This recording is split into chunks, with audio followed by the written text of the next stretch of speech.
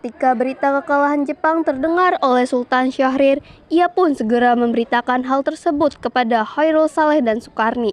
Mendengar hal itu, Chairul Saleh pun merencanakan pertemuan dengan anggota golongan muda untuk membicarakan proklamasi kemerdekaan di Jalan Pengangsaan Timur nomor 56 di Jakarta.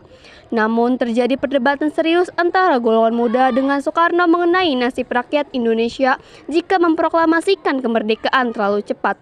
Kemudian para anggota golongan tua yang lain berada di kediaman Soekarno langsung membicarakan masalah tersebut. Namun dengan berat hati, golongan tua memutuskan untuk tidak tergesa-gesa dalam memproklamasikan kemerdekaan. Mendengar hal itu, mereka pun menyusun strategi untuk membujuk Soekarno dengan mengasingkan kedua tokoh itu ke Rengas Dengklok agar terhindar dari desakan pemuda dan pengaruh Jepang di Jakarta. Hilangnya Soekarno dan Mohatta secara misterius menimbulkan kepanikan di kalangan para pemimpin di Jakarta. Namun di sisi lain, Soekarno dan golongan muda merundingkan proklamasi bersama Soekarno di Rengas Dengklok hingga akhirnya Soekarno pun setuju untuk memproklamasikan kemerdekaan tanpa ada campur tangan Jepang. Pada pukul 17.30, rombongan dari Jakarta pun tiba di Rengas Dengklok untuk menjemput Soekarno dan Mohatta, dan mereka membahas lanjut rencana proklamasi kemerdekaan tanggal 17 Agustus 1945. Bagaimana kita membicarakan naskah proklamasi untuk mendeklarasikan kemerdekaan kita? Kita butuh tempat untuk membahas ya, Bung. Tapi hari sudah malam dan pihak Jepang tak mungkin mengizinkan kita melakukan kegiatan sekarang. Apalagi jika mereka tahu bahwa kita hendak membicarakan rencana proklamasi. Saya punya ide. Kita akan meminjam rumah perwira Jepang Laksamana Maeda. Selamat malam, ada apa, Bung? Maaf kami mengganggu Anda malam-malam begini. Kami perlu tempat untuk membicarakan rencana kemerdekaan yang akan dilangsungkan esok hari. Benarkah itu? Kalau begitu, masuklah. Saya turut gembira mendengar kabar ini. Silakan gunakan ruangan yang kalian butuhkan. Saya akan pergi istirahat dulu. Terima kasih Pak Perwira. Perumusan teks proklamasi dilakukan di rumah makan Maeda. 3 eksponen pemuda yaitu Sukarni, Sudiro, dan BM Dia menyaksikan Soekarno, Mohatta, dan Mr. Ahmad Soedardjo membahas perumusan naskah proklamasi. Acara perumusan naskah proklamasi berjalan lancar. Tidak ditemukan kesulitan untuk menemukan rumusan yang tepat. Sebagai hasil pembicaraan mereka bertiga, diperoleh rumusan yang ditulis tangan oleh Soekarno. Pada tanggal 17 Agustus 1945, pukul 4 wilayah Indonesia Barat, dibacakanlah rumusan naskah proklamasi untuk yang pertama kalinya di depan para hadirin yang berada di rumah Maeda yang langsung disetujui. Namun kemudian timbullah persoalan tentang siapa saja yang akan menandatangani naskah proklamasi. Menurut saya, sebaiknya naskah ini jangan ditandatangani oleh anggota PPKI. Memang kenapa? Lantas siapa yang akan menandatanganinya? PPKI kan lembaga bentukan Jepang. Kita sudah sepakat tadi untuk melaksanakan proklamasi tanpa campur tangan Jepang. Kau benar, Nak. Bagaimana ini, Bung?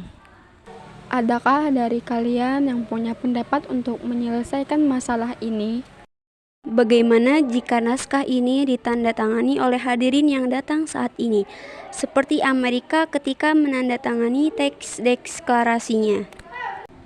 Jangan, kita tidak boleh meniru. Kita harus berbeda dari bangsa lain. Lalu bagaimana, Bung Kamu? Karena ini semua berkat jasa-jasa Indonesia, berarti atas nama bangsa Indonesia. Saya setuju dan saya punya usul. Yang menandatangani teks cukup 2 orang saja, yaitu Anda dan Bung Hatta sebagai wakil dari bangsa Indonesia. Bagaimana? Usul yang bagus. Bagaimana hadirin? Kami setuju. Setelah semuanya setuju, Soekarno memerintahkan Sayyidu Melik untuk mengetik teks proklamasi. Tolong kau ketik teks proklamasi ini. Jagalah teks ini baik-baik. Baik, Bung. Sayyidu Melik pun mengetik teks tersebut. Semua persiapan proklamasi rampung pada pukul 4.30 wilayah Indonesia Barat. Lalu, semua hadirin pulang ke rumah masing-masing dengan perasaan gembira. Kemudian, para pemuda mengirimkan kurir-kurir untuk menyampaikan bahwa saat proklamasi telah tiba.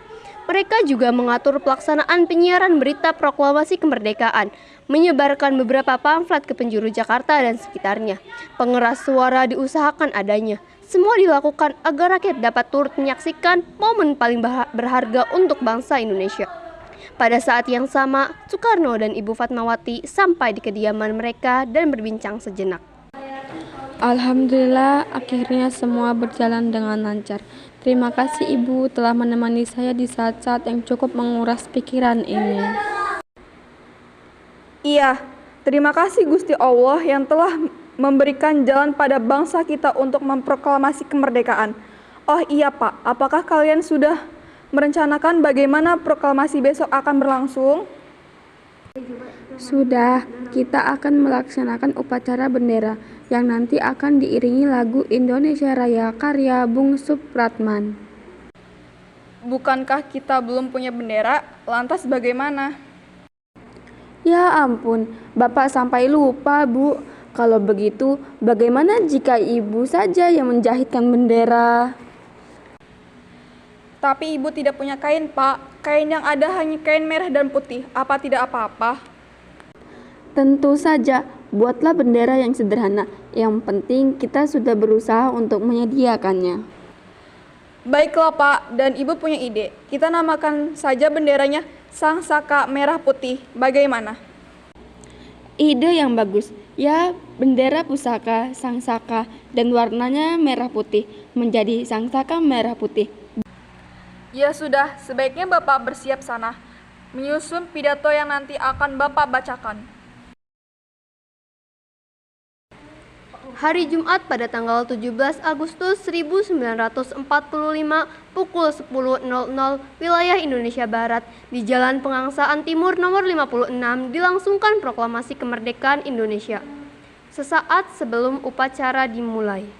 Trimurti, tolong Anda kibarkan bendera merah putih ini sebagai tanda awal kejayaan bangsa ini.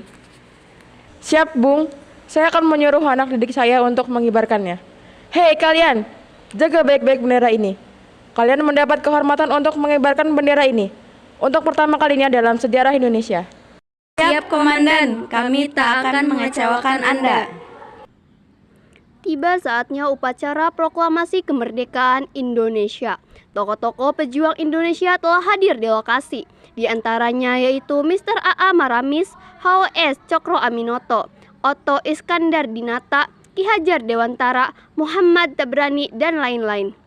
Suasana menjadi sangat hening. Soekarno dan Hatta dipersilakan maju beberapa langkah dari tempatnya semula. Soekarno mendekati mikrofon dengan suaranya yang lantang dan mantap. Soekarno pun membacakan pidato pendahuluan sebelum beliau membacakan teks proklamasi. Saudara-saudara sekalian, saya telah minta saudara hadir di sini untuk menyaksikan peristiwa maha penting dalam sejarah bangsa kita. Berpuluh-puluh tahun, kita bangsa Indonesia telah berjuang untuk merdeka, bahkan telah beratus-ratus tahun lamanya. Gelombang aksi kita tidak putus dalam berjuang untuk memerdekakan negeri ini. Kita jatuh bangun menyusun kekuatan untuk menggapai cita-cita Indonesia bebas dari penjajahan bangsa lain. Semalam, kami para pemuka-pemuka rakyat Indonesia dari berbagai penjuru bergabung untuk memusyawarahkan, dan permusyawaratan itu seia sekata berkata, inilah saatnya bagi kita untuk mengorbankan api revolusi kemerdekaan Indonesia. Saudara sekalian, dengan ini kami menyatakan kebulatan tekad itu. Dengarkanlah proklamasi kami. Proklamasi kami, bangsa Indonesia, dengan ini menyatakan kemerdekaan bangsa Indonesia. Hal-hal yang mengenai pemindahan kekuasaan dan lain-lain diselenggarakan dengan cara saksama dan dalam tempo yang sesingkat-singkatnya.